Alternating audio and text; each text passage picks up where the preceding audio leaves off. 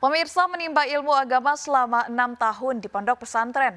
Fahrizal Dwi kini menjadi pengusaha sukses. Setelah membuka kafe, kini santri yang juga hobi berkendara motor besar mulai merambah bisnis garam. Meski memiliki sejumlah usaha, nilai-nilai santri tetap dipegang kuat dengan tidak meninggalkan ladang dakwah. Dan berikut liputan spesial Ramadan Anak Pesantren Keren.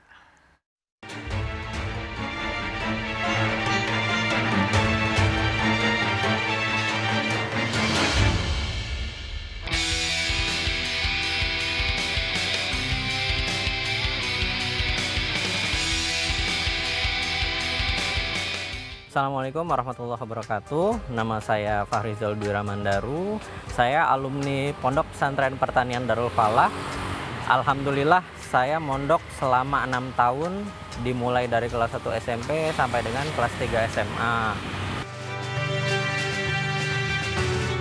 Santri keren buat saya adalah santri yang dimanapun berada harus jadi permata.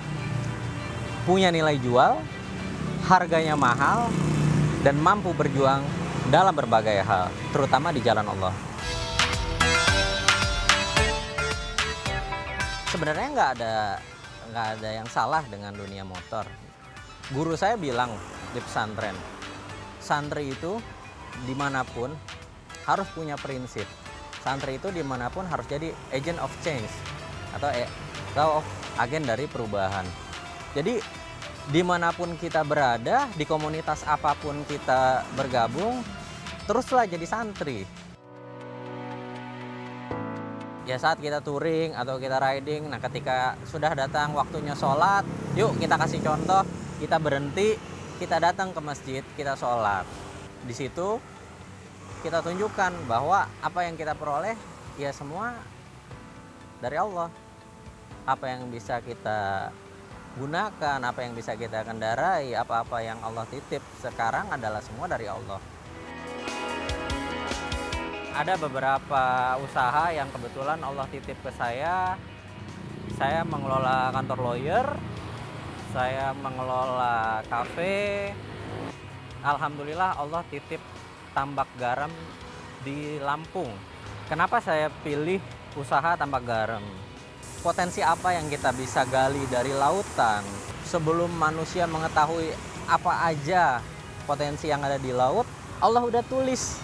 Bahkan kalau kita bicara mengenai laut, Quran itu 32 kali membahas ayat-ayat tentang laut lebih banyak daripada membahas ayat-ayat tentang darat.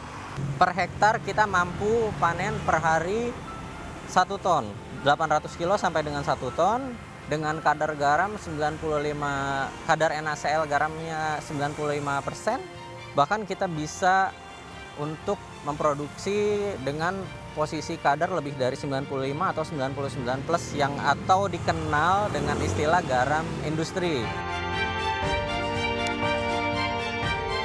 Sekarang kalau kita usaha, tapi yang kita berdayakan adalah orang-orang atau masyarakat yang taraf pendidikannya sudah tinggi atau taraf perekonomiannya sudah di angka minimal rata-rata atau menengah-menengah ke atas, ya buat kami sih itu baik ya.